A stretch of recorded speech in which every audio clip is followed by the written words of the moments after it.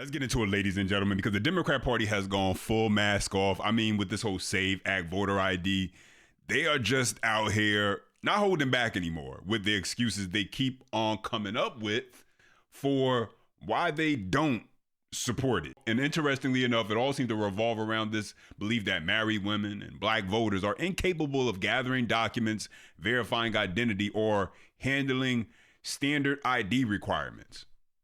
And so we're going to break it all down piece by piece and look at what's actually being said and whether it holds up. As always, guys, smash that thumbs up button. You know that's the best way to let me know you like the content. Subscribe to stay locked in for the future content. Let's get right into it. Hey everybody, Tim Burchett. I just couldn't help but think about the irony of this. 213 Democrats voted against the Save America Act yesterday.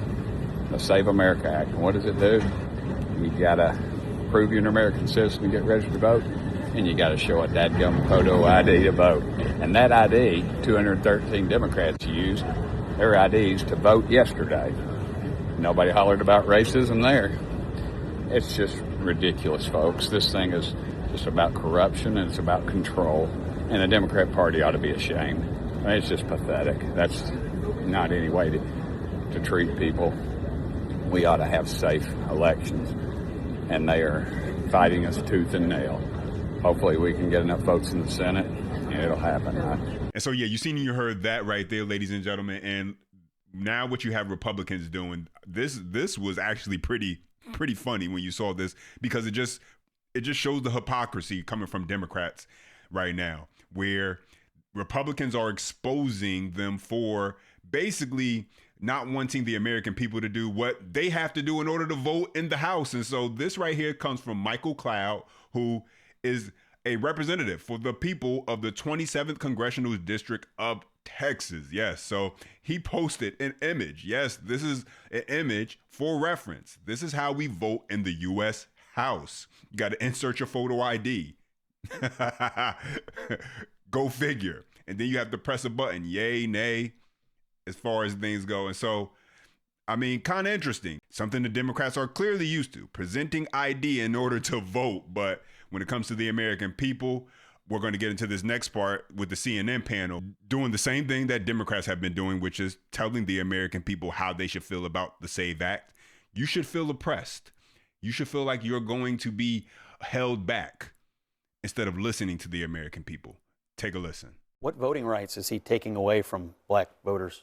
Oh, if we look at the SAVE Act? The SAVE Act, that's exactly what we're talking about. That is actually going to continue to disenfranchise overwhelmingly a lot of people of color. There are so many civil rights organizations that have run the data. If we look at the way that it is going to disenfranchise black voters, it's the same reason why Chuck Schumer called it Jim Crow 2.0. So this is the same president. If we want to continue... You haven't said how yet. I am talking about it. It's the way that you're putting new poll taxes on this when you're making people have...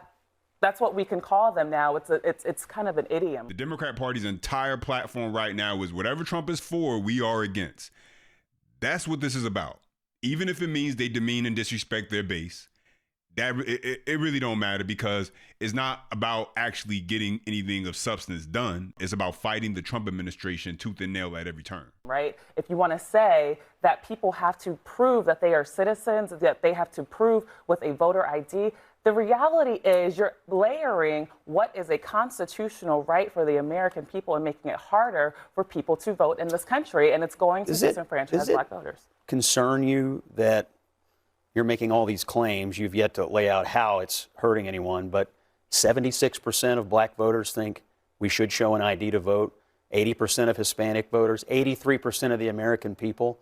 Are you saying that black voters the SAVE Act dumb isn't to know just, what's good for them? I mean, it sounds pretty, it sounds pretty condescending to me. The SAVE Act is not just about IDs. Who want voter ID. But to be clear, the SAVE Act is not just about IDs. The SAVE Act is about proof of citizenship. So what? So it doesn't. It also makes it very hard for married women who've changed I was just going to say, we talked about this before. It's not. It actually, there's an argument to be made that red state voters, women, poor white voters could be just as. I know you think they're dumb too, don't you? Young I mean, voters. that's the thing. Nobody I hear they're these dumb. arguments. I've Scott, heard Democrats all week long. No, please don't. No, you listen. There's a deflection from talking about Donald Trump's racism. I'm actually right there.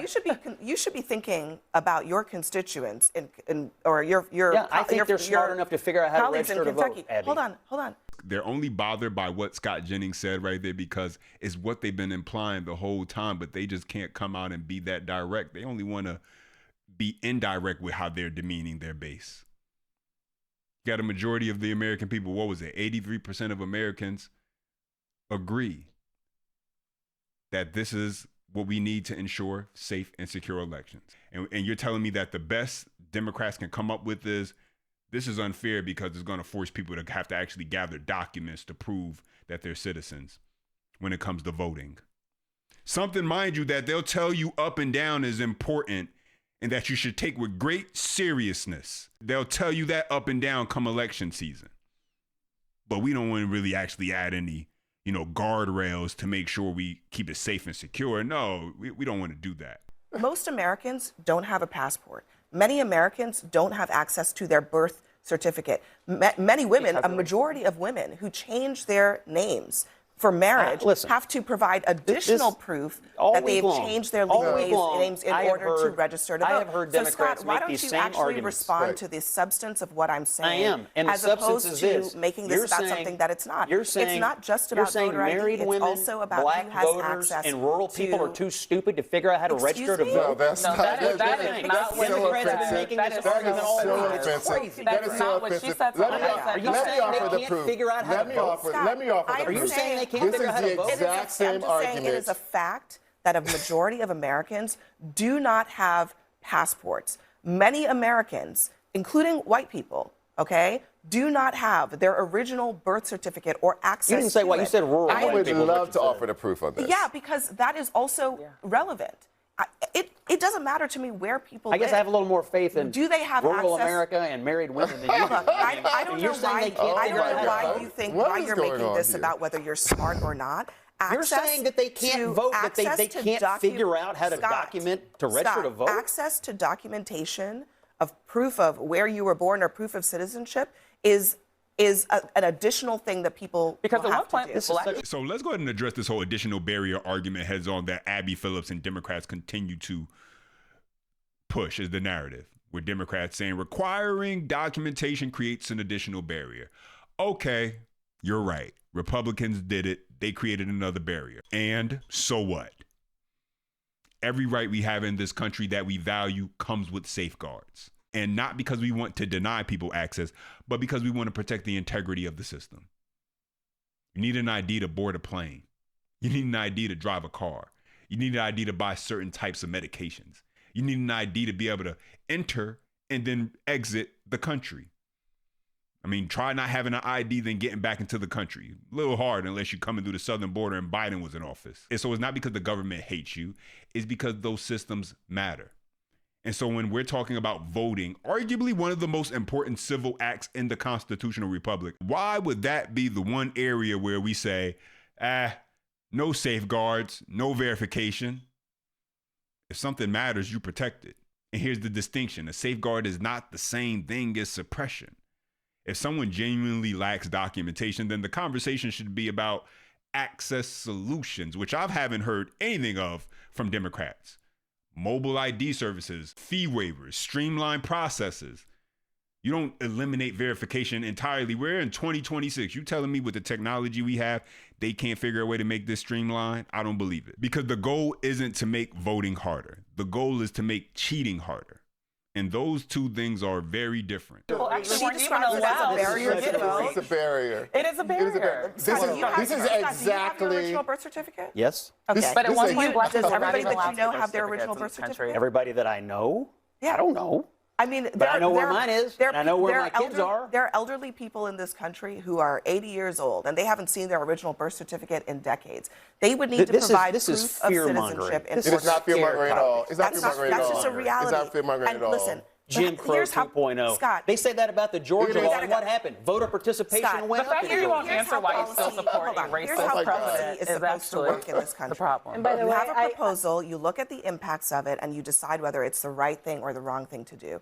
I think it is perfectly fair, whether you think that it disproportionately affects people of color or not, to ask the question, will a majority of Americans who want to be able to vote be able to access the documents that they would need in order to prove citizenship? But Abby, you're asking the underlying question, which is impact. Questions about that. The reason that it works this way is impact. You mentioned Jim Crow 2.0.